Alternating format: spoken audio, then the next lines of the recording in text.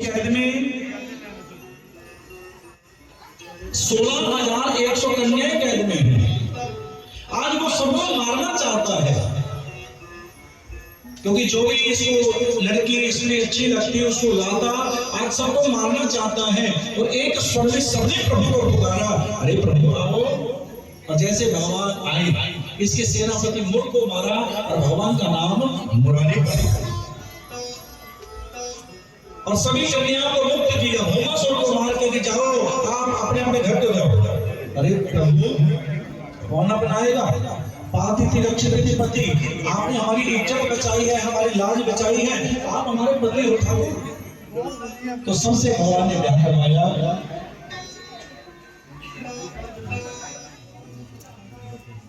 और जैसे सबसे ब्याह करवाया तो आज 16,100 रानियों को काट पटवानियां।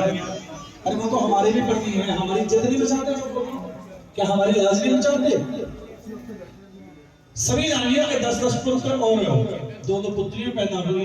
एक दिन देवर्षि नारद जी के मन में आया कि ज्यादा समय भगवान कौन सी रानी को देते हैं, और जहां देखा वहां कृष्ण किसी के साथ सार पासा खेल रहे हैं, तो किसी से भोजन कर रहे हैं, किसी को ज्ञान दे रहे हैं। और नारद जी सब जगह जाते जाते एक आश्रम में रुके, सत्यभामा के।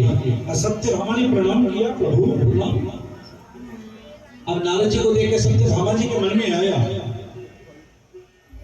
देवर्षि नारद जी एक कृपा कर दो, कृष्ण का और मेरा प्यार और बढ़े। सत्यभामा की बात सुनकर देवर्षि नारद जी कहने लगे, उसके लिए तो तेरे को दान करना पड़ेगा। प्रभु से प्यार बढ़ाना चाहते हैं तो दान करो। सत्यभामा बोले जो चाहिए ले लो। तो देवर्षि नारद जी बोले तो कृष्ण का दान कर दो, इसका दान कृष्ण का दान। अब सत्यभामा ने संकल्प किया कृष्ण को प्यार और बढ़ाने के लिए, पाने के लिए बार-बार नारद जी लेके जाने लगे, दान कर दिया।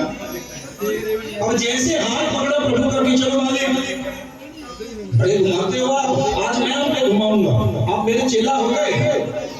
अब भगवान भी चल पड़े कि अब तो मेरे को दान करने मेरे को जाना पड़ेगा। और जैसे भगवान जाने लगे, सत्यभामा कहने लगे, नहीं देख बाबा जी क्या कर रहे हो कि आपने दान किया तो ये मेरे हो गए। अब जैसे जाने लगे सत्यभामा बोले कोई तो उपाय होगा, ये मेरे को फिर मिलेगी कि हाँ जितना इनका वजन है कोई भी वस्तु तुझे दान करो, आपके हो जाएंगे। अब सत्यभामा के मन में आया, अरे मेरे गोपाल तो, मेरे मोहन तो, मेरे कृष्ण तो बड़े नाजुक हैं।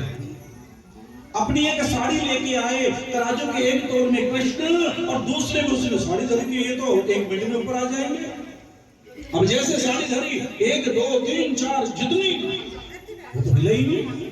रुक्मिणी के पास गई और विट्टविंदा के पास गई, लक्ष्मण भद्रा के पास गई। अब सब देख रहे हैं। अब देवर्षि नारद जी मुस्कुरा रहे हैं। इतने में रुक्मिणी जी आई कि बाबा नारद जी रुकिए, सत्यभामा इन सबको उठा, ध्यान से सुनिए, इन सबको उठा ले। एक तुलसी का पत्र लेके आई और तुलसी के पत्र के ऊपर लिखा श्री राधा। क्या लिखा बोलो? और जैसे रखा तो भगवान तुरंत ऊपर आए।